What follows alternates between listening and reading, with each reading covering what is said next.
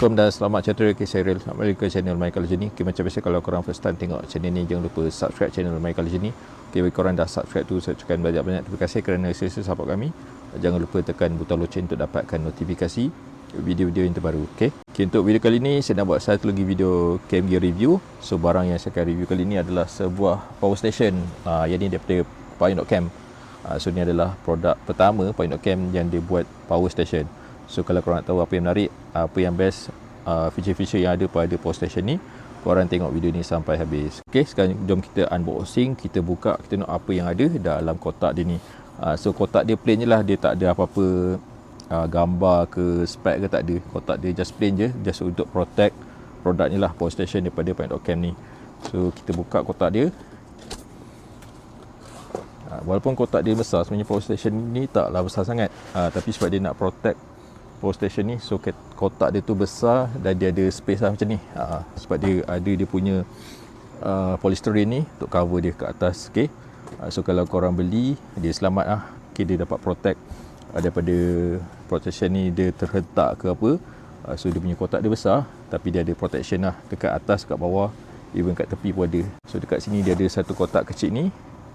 Okay, yang ni dia punya kabel. Okay, kabel untuk charge. Kita buka dulu. So dalam ni ada dia punya kabel untuk charge. Dia just satu je kabel.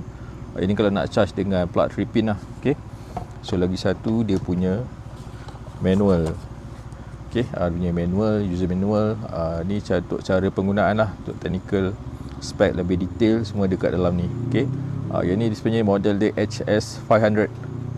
Okay, daripada Pioneer. Okay, dan last sekali dekat dalam dia dah tentu dia punya power station lah. Okay, ni dia. So dalam kotak tak ada apa dah. Ni power stationnya.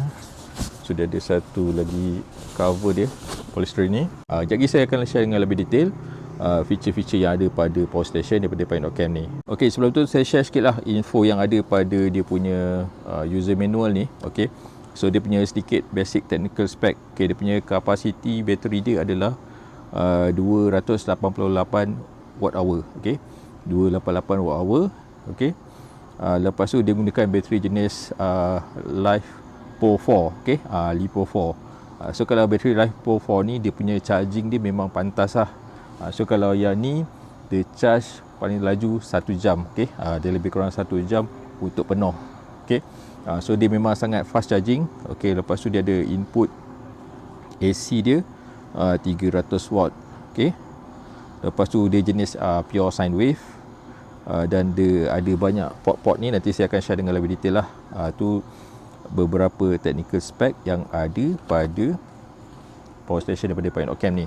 Okay, berat dia pun lebih kurang dalam 4 kilo. Dia tak berat sangat, so masih lagi boleh bawa dengan mudah lah. Okay, lepas tu dia punya maximum rated power, yang maksudnya kalau kita nak gunakan maximum watt adalah 500 watt. So kita boleh guna device seberapa banyak device pun tak apa, asalkan dia tak lebih 500 watt. Ataupun kalau korang nak guna device yang lebih berat, contoh macam rice cooker ke, kipas rumah ke, make sure dia tak lebih 500 watt lah, baru dia boleh guna, baru dia boleh function. Cuma ketahanan bateri dia tak lama lah. Okay, so sekarang saya nak share dengan lebih detail lah apa yang ada, apa feature-feature yang ada, dan juga apa function yang ada dekat sekeliling, dekat power station daripada Pioneer ni. Ok, sekarang saya nak share sikit lah dia punya feature yang ada dekat bahagian depan. Dia punya bahagian utama lah, bahagian paling utama adalah yang tengah. So dia ada satu screen display kat sini. So kalau kita nak on power station ni, kena tekan button ni lah, button on off ni. So kita kena tekan dan hold.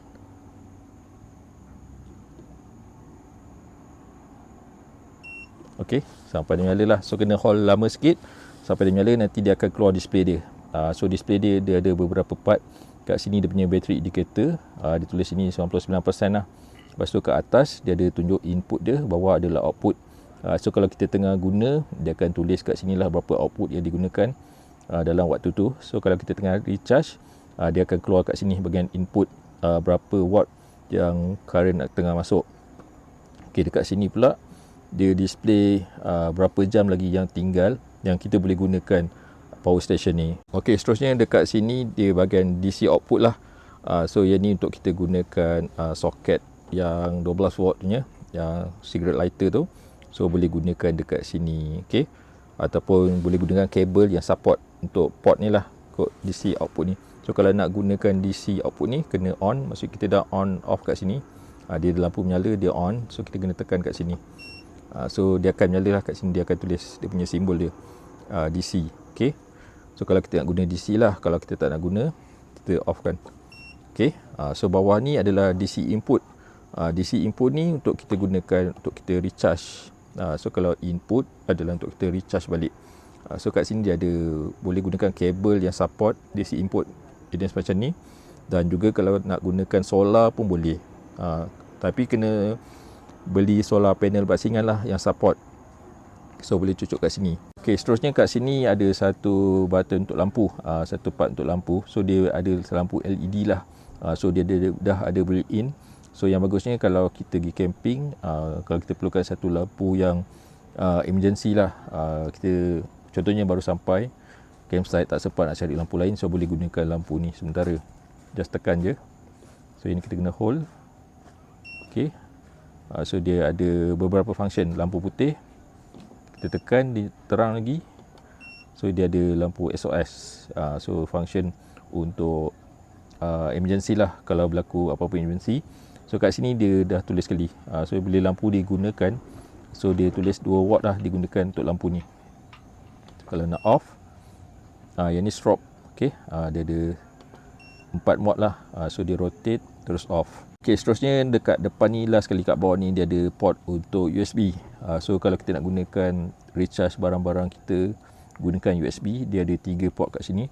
Satu USB type A yang jenis quick charge 3.0, lepas tu ada 2 port untuk USB type C.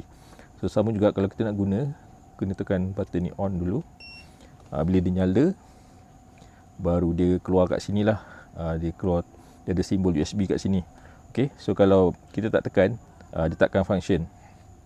Sama juga lah untuk DC, ataupun last sekali adalah AC. Okay, so kalau nak guna AC, kita kena on kat sini.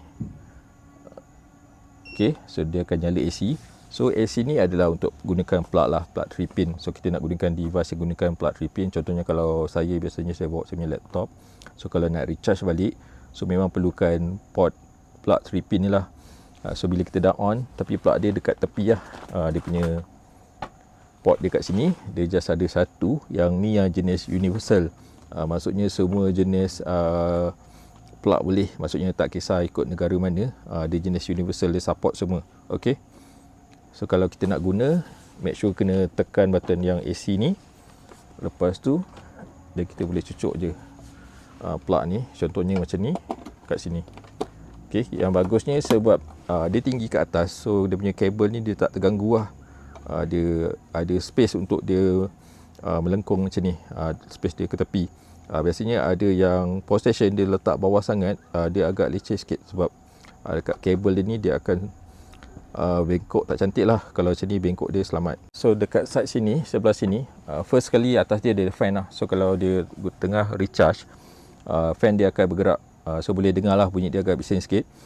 So fan dia akan bergerak sebab dia nak sejukkan kita punya power station lah. So kat bawah ni adalah port untuk kita recharge balik. Gunakan plug ni lah, kabel dia bagi ni. So yang ni kita boleh recharge dekat kita punya plug, dekat sama dekat rumah ke, kat campsite ke. Kita just cocok kat sini dan kita plug je dekat dinding, sama dekat rumah, kat campsite ataupun kat mana saja. So untuk full recharge dia ambil masa lebih kurang dalam 1 jam saja. Okey, kat belakang ni dia tak ada apa-apa function lah. So ada just dia punya technical spec power station ni. Semua ada kat sini. Dia punya capacity, dia punya output, punya input, dia punya DC input. Okey, untuk solar punya input semua dah ada kat sini. Boleh refer kat belakang lah. So dekat bahagian bawah dia just ada tapak dia ni yang jenis macam getah lah. So kalau kita letak atas meja, dia susah nak bergerak. Okay, dia agak melekat. Dekat bahagian atas dia tak ada apa-apa function untuk wireless charging lah. Dia just flat surface. So kalau kita tengah recharge barang, so kita boleh letak kat atas lah. Okay, so dia flat, so mudah lah kita nak letak barang. Dia tak kacau space kat bawah lah. Okay, lagi satu, dia ada handle yang kita boleh lipat. So kalau kita dah letak atas meja, so kita boleh lipat lah. Tapi kalau kita nak bawa, kita boleh angkat kan. dan angkat. So dia punya handle ni saya suka sebab dia solid. Dia memang nak pegang sedap. Dia memang steady lah. Berat dia pun lebih kurang dalam 4 kilo macam tu. Pada saya dia okey, dia taklah terlalu berat sangat dan dia taklah ringan sangat. Okay, so kalau nak guna portable power station ni, dia sebenarnya mudah je. Dia sebenarnya macam kita gunakan power bank, cuma dia besar sikit lah. Contohnya kalau nak recharge phone ataupun device lain yang simple, kalau barang camping, contohnya macam kipas ke, lampu ke, just cucukkan kabel kat sini, okay, dan kita gunakan. Kalau kita gunakan kabel yang type C, kita cucuk dekat type C lah kat sini. So dan kita on yang USB ni, okay. So kita on yang ni sampai dia menyala lampu. Dia phone pun dah recharge. So dia akan tulis kat sini, dia update lah berapa output dia, berapa current yang digunakan ketika recharge phone ni, okay.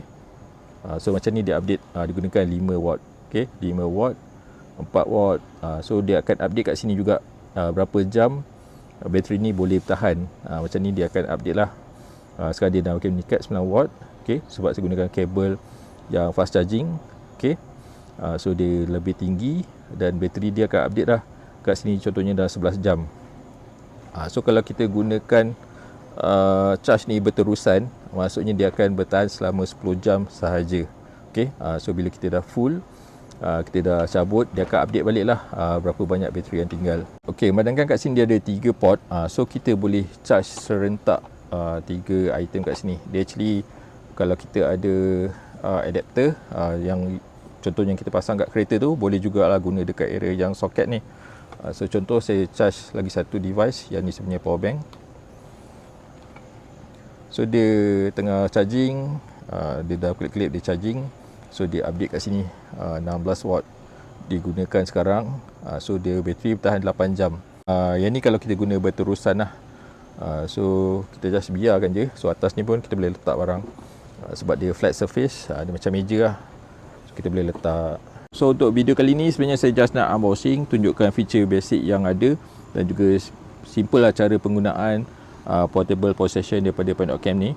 Nanti saya akan buat video lain, saya akan test, kita akan guna berapa lama power station ni boleh bertahan untuk camping. Sebab saya pun nak tahu adakah dia boleh buat camping 2 malam ke 3 malam ke. Nanti kita cubalah dan juga tunjukkan cara nak recharge balik, nak tunjuk betapa laju dia boleh recharge semula bateri dalam portable power station ni. So kalau korang berminat nak dapatkan portable power station daripada Point.cam ni, saya akan letak link dia dekat description. Harga dia dalam RM1,099, lebih kurang RM1,100 lah. Okay, so untuk kapasiti macam ni pada saya dia sesuai untuk camping dalam 2 ke 3 malam. Sebenarnya dia bergantung jugalah pada cara penggunaan masing-masing.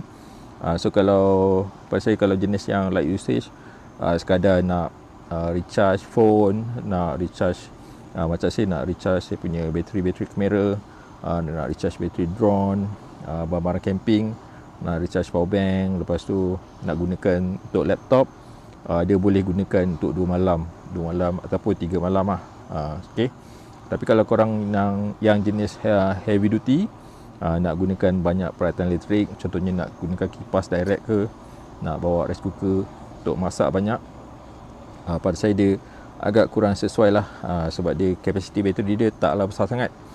Dia just nice saja untuk yang light usage, untuk guna dalam 2-3 malam macam tu. Okay. So korang boleh dapat dengan Point.cam. Pada saya harga dia pun masih lagi berpatutan. Dia ada warranty 1 tahun. Lepas tu dia punya life cycle bateri pun lebih kurang 2000. Dengan pada saya dia punya spek dia standing lah dengan brand-brand yang terkenal.